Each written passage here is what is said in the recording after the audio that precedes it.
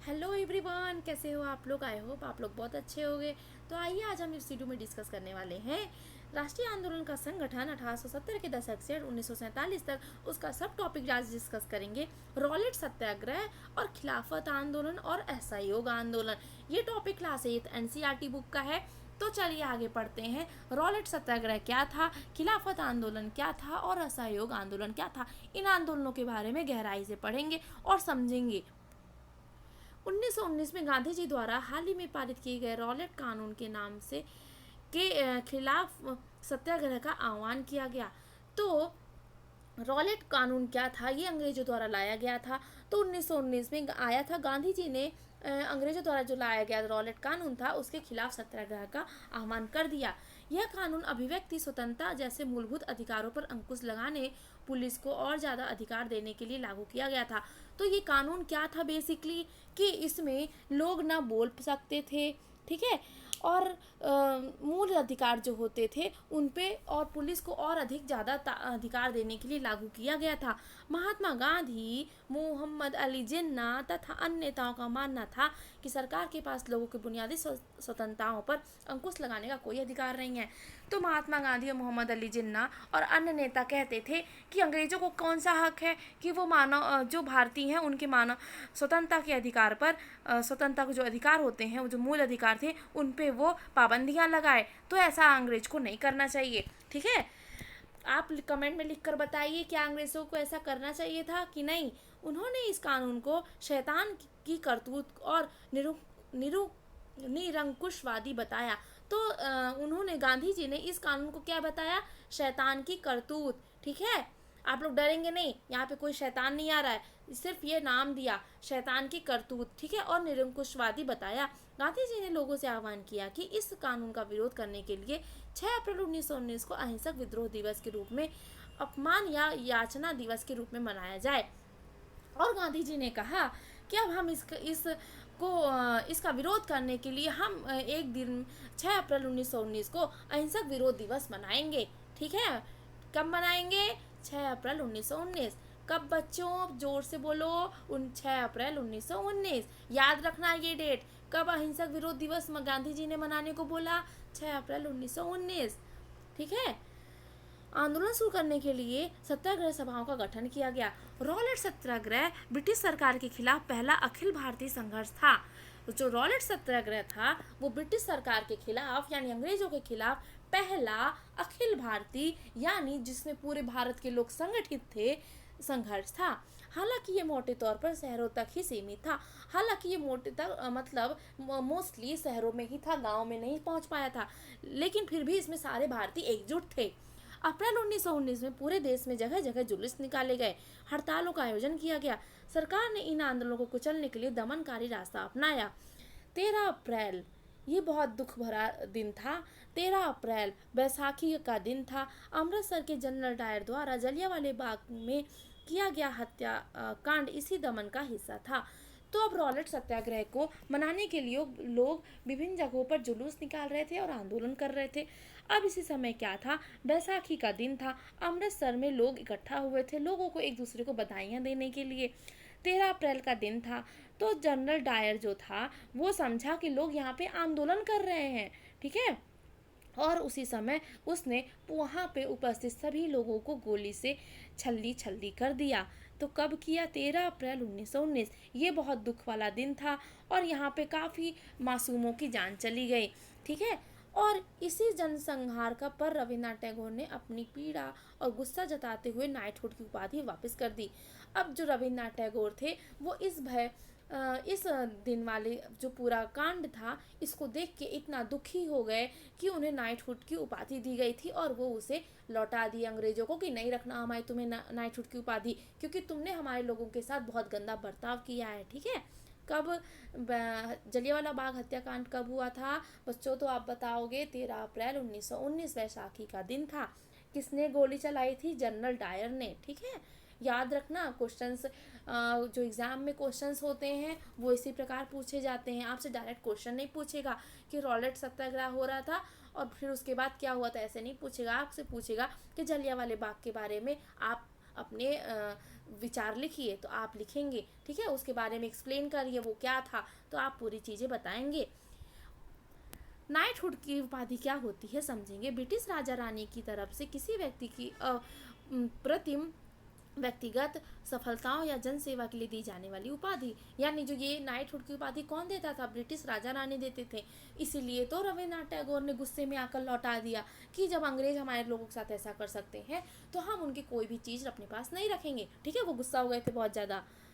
आप देख सकते हैं ये वही जगह है जहाँ पर जलियांवाला बाग हत्याकांड हुई थी, ठीक है। खिलाफत आंदोलन और असहयोग आंदोलन। अब समझते हैं, अब तो ये था रॉलेट एक्ट, अब समझते हैं खिलाफत आंदोलन और असहयोग आंदोलन। का मुद्दा इसी तरह एक ज्वलंत मुद्दा था। 1920 अंग्रेजों ने तुर्की के सुल्तान खलीफा पर बहुत सख्त संधि थोप दी। जलियांवाला बाग हत्याकांड की तरह इस घटना पर भी भारत के लोगों का काफ़ी गुस्सा था। भारतीय मुसलमान चाहते थे कि पुराने ऑटोमन साम्राज्य तुर्क साम्राज्य स्थित पवित्र मुस्लिम स्थानों पर खलीफा का नियंत्रण बना रहे। खिलाफत आंदोलन के नेता मोहम्मद अली और शौकत अली अब एक सर्वव्यापी असहयोग आंदोलन करना चाहते थे। गांधी जी ने उनके आह्वान पर समर्थन भी किया। गांधी जी तो आए ही थे आंदोलन करने, तो वो हर किसी का साथ दे रहे थे, ठीक है। कांग्रेस से आग्रह किया कि पंजाब में हुए अत्याचारों यानी जलियांवाला कांड जो हुआ था और खिलाफत के मामले में हुए अत्याचार के विरुद्ध मिलकर अभियान चलाएंगे और स्वराज की मांग करेंगे। तो याद रखने वाली बात यह है कि खिलाफत आंदोलन कब हुआ था? 1920 में, ठीक है। 1921 और 1922 आया, असहयोग आंदोलन की गति को और गति मिली। अब 1922 और 21 आया, असहयोग आंदोलन को गति मिल गई। हजारों विद्यार्थी ने स्कूल कॉलेज छोड़ दिए। कौन से? इसको सरकारी जो अंग्रेजों द्वारा चलाए जा रहे थे। मोतीलाल नेहरू, सीआर दास, सी गोपालाचारी और आसफ अली जैसे बहुत सारे वकीलों ने वकालत छोड़ दी। अंग्रेजों द्वारा दी गई उपाधियों का वापस लौटा दिया गया और विधानमंडलों का बहिष्कार किया गया। जगह जगह लोगों ने विदेशी कपड़ों की होली जलाई। 1920 और 1922 के बीच विदेशी कपड़ों के आयात पर भारी गिरावट भी आ गई, परंतु यह आने वाले तूफान की सिर्फ एक झलक थी। देश के ज़्यादातर हिस्से एक विद्रोह के बड़े मुहाने पर खड़े थे। तो क्या हुआ कि जब असहयोग आंदोलन आया 1921 और 22 के बीच, तो जो मोतीलाल नेहरू, सीआर दास, राजगोपालाचारी और आसफ अली थे, बहुत सारे ये वकीलों ने वकालत छोड़ दी। यानी अंग्रेजों के जो न्यायालय में काम करते थे उन्होंने वकालत छोड़ दी। अंग्रेजों द्वारा दी गई उपाधियों को भी लौटा दिया, विधानमंडलों का बहिष्कार किया और जगह जगह पर विदेशी कपड़ों को जलाया गया, ठीक है।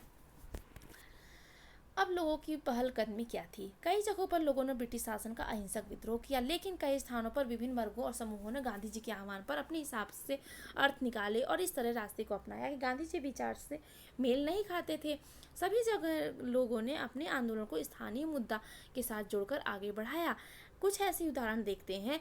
खेड़ा, गुजरात में पाटीदार किसानों ने अंग्रेजों द्वारा थोपे गए भारी लगान के खिलाफ अहिंसक अभियान चलाया। तटीय आंध्र प्रदेश और तमिलनाडु के भीतरी भागों में शराब की दुकानों को घेरबंदी की गई। आंध्र प्रदेश के गुंटूर जिले में आदिवासी और गरीब किसानों ने बहुत सारे वन सत्याग्रह किए। इन सत्याग्रहों में कई बार वे चराई शुल्क अदा किए बिना ही अपने जानवरों को जंगल में छोड़ देते थे।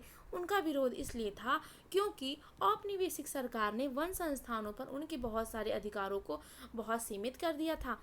उन्हें यकीन था गांधी जी उन पर लगे कर कम करा देंगे, वन कानूनों को खत्म करा देंगे, क्योंकि उस समय तक लोगों को मन में ये आ गया था कि गांधी जी आए हैं तो वो इन समस्याओं का हल जरूर कुछ न कुछ निकालेंगे और हमारे भारत को स्वतंत्रता की राह पर ले जाएंगे, ठीक है।